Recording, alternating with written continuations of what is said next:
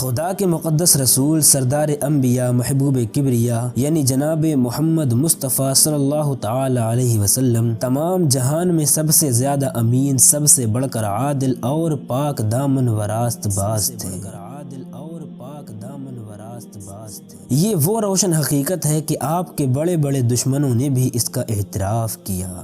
چنانچہ اعلان نبوت سے پہلے تمام اہل مکہ آپ کو صادق الوعد اور امین کے معزز لقب سے یاد کرتے تھے۔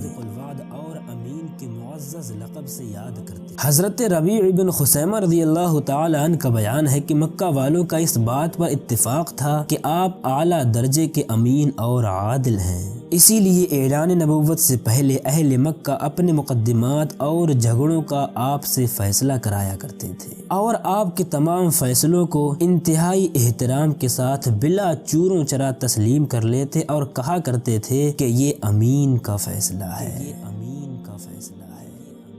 ابن عباس رضی اللہ عنہ سے روایت ہے کہ ایک یہودی اور منافق مسلمان بشر نامی کے درمیان کچھ جھگڑا تھا۔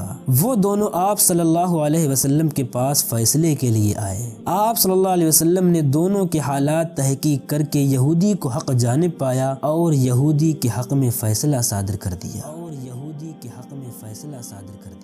جب دونوں باہر نکلے تو بشر نے کہا کہ یہ فیصلہ ٹھیک نہیں ہوا، چلو عمر کے پاس چلیں۔ چنانچہ یہ دونوں لوگ عمر رضی اللہ عنہ کے پاس آئے۔ یہودی نے آتے ہی بیان کر دیا کہ ہم دونوں آن حضرت صلی اللہ علیہ وسلم کے پاس گئے تھے، انہوں نے میرے حق میں فیصلہ صادر کر دیا، مگر اس نے نہیں مانا اور آپ کے پاس لایا ہے کہ آپ جو فیصلہ کریں گے وہ مانا جائے گا۔ حضرت عمر رضی اللہ عنہ نے بشر سے اس یہودی کے بیان کی تصدیق کی۔ اس نے کہا ہاں یہ سچ کہتا ہے، ہم دونوں آن حضرت صلی اللہ علیہ وسلم کے پاس گئے تھے، مگر میں ان کے فیصلے پر آپ کے فیصلے کو ترجیح دیتا ہوں۔ حضرت عمر رضی اللہ عنہ نے کہا کہ تم دونوں ذرا ٹھہرو، میں ابھی فیصلہ کیے دیتا ہوں۔ یہ کہہ کر وہ اندر گئے اور تلوار لا کر منافق بشر کی گردن اڑا دی اور کہا کہ جو شخص مسلمان ہو کر اللہ اور اس کے رسول کے فیصلے کو نہ مانے، میں اس کا فیصلہ اس طرح کرتا ہوں۔ اللہ اور اس کے رسول کے فیصلے کو نہ مانے، میں اس کا فیصلہ اس طرح کرتا ہوں۔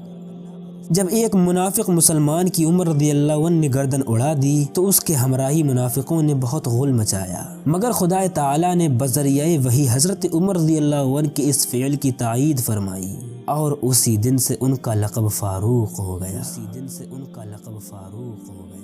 فتح مکہ کے بعد کا واقعہ ہے کہ بنی مخزوم میں سے ایک عورت چوری کے جرم میں پکڑی گئی۔ ثبوت جرم کے بعد آپ صلی اللہ علیہ وسلم نے اس کے ہاتھ کاٹنے کا حکم دیا۔ شرفائے قریش کو یہ عار ناگوار گزرا اور انہوں نے چاہا کہ سفارش کر کے اس عورت کو سزا سے بچائیں، مگر سفارش کرنے کی جرت نہ ہوئی تو حضرت اسامہ رضی اللہ تعالی عنہ سے بہت کہہ کر ان کو آمادہ کر لیا۔ انہوں نے آپ صلی اللہ علیہ وسلم سے اس کی سفارش کی تو آپ نے فرمایا اسامہ تم اللہ کی مقرر کردہ سزا میں سفارش کو دخل دیتے ہو۔ پھر آپ صلی اللہ علیہ وسلم اٹھے اور آپ نے لوگوں کے مجمع میں تقریر فرمائی کہ اے لوگوں، تم سے پہلے کی قومیں اسی لیے تباہ ہو گئیں کہ جب ان میں کوئی بڑا خاندانی شخص چوری کرتا تو لوگ اسے چھوڑ دیتے تھے، اور جب کوئی کمزور چوری کرتا تھا تو اسے سزا دیتے تھے۔